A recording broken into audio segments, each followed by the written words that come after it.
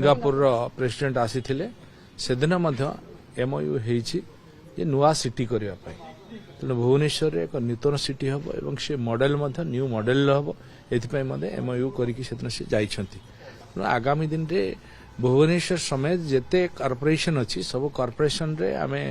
ताकू बृहत करने बढ़ाई विभिन्न प्रकार स्कीम करुचे मुख्यतः टीपी स्कीम रे आमे अधिक अधिक सहर को बढ़ाई योजना कर एक्सप्लान करने योजना करुचे जहाँकि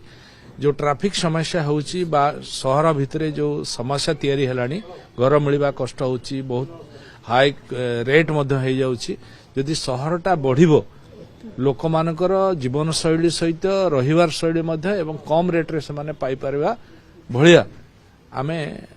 वर्तमान ओडिशा सरकार मोहन माझी सरकार या करबा चाहछथि। सर प्रथम पर्याय जो टार्गेट रखा जायछि पुरी कटक आ भुवनेश्वर को ट्राई सिटी करा जिवो आ पई किछ रोड मैप सर देखंतु पुरी होछि हमर परिचय प्रभु श्री जगन्नाथ कारण रु आमे परिचय ओडिशा आज पाउछि सारा विश्व रे आज प्रसिद्धि लाभ करछि तेणु पुरी को एक इंटरनेशनल सहर आकार रे करबा पई ए सरकार आम सरकार मोहन माझी सरकार चेष्टा करुछंती सेठी इंटरनेशनल एयरपोर्ट मध्य होबाक जाउछि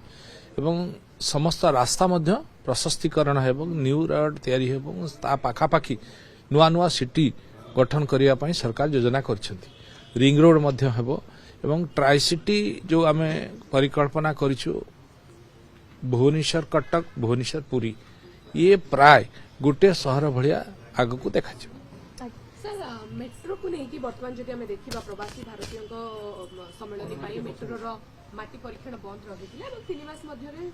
फाइनल रहिथिला जे दिया जिबानी केते बाटा आगे ना मेट्रो देखंतु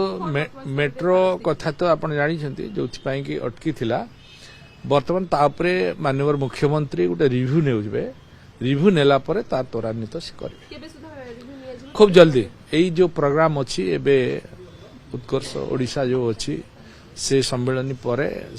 माननीय मुख्यमंत्री तापरे रिव्यू नेबे सर परीक्षण पई 5टी डबल डेकर आसीतिला एबे को सिटी भीतर आ कि बढ़ेबा पई प्लान अछि कि नहीं 5टी डबल डेकर चली सरला परे आमे तारो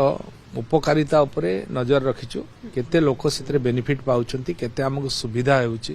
ये टाउन रे चले कारण सब जगह रे ए बस चलीबा भलिया नाही काहे के ना ऊपरे मध्य सेतिके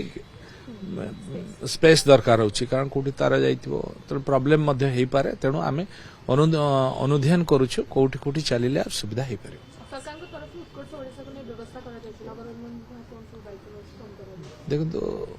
ये आगामी दिन रे ओडिशा रे बहु इंडस्ट्री आसीबार संभावना तैयारी हेछि आपण माने जानुथिबे यशस्वी मुख्य प्रधानमंत्री ओडिशा रे 7 मासर सरकार हला परे ये तांकर पंचम गस्त हबो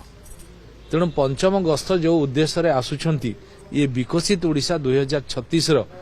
जो परिकल्पना हेछि से परिकल्पना को संपूर्ण करिया पाई यशस्वी प्रधानमंत्री ओडिशा को बारंबार गस्त करूछंती एवं विकसित ओडिशा खूब जल्दी होबाक चाहछि।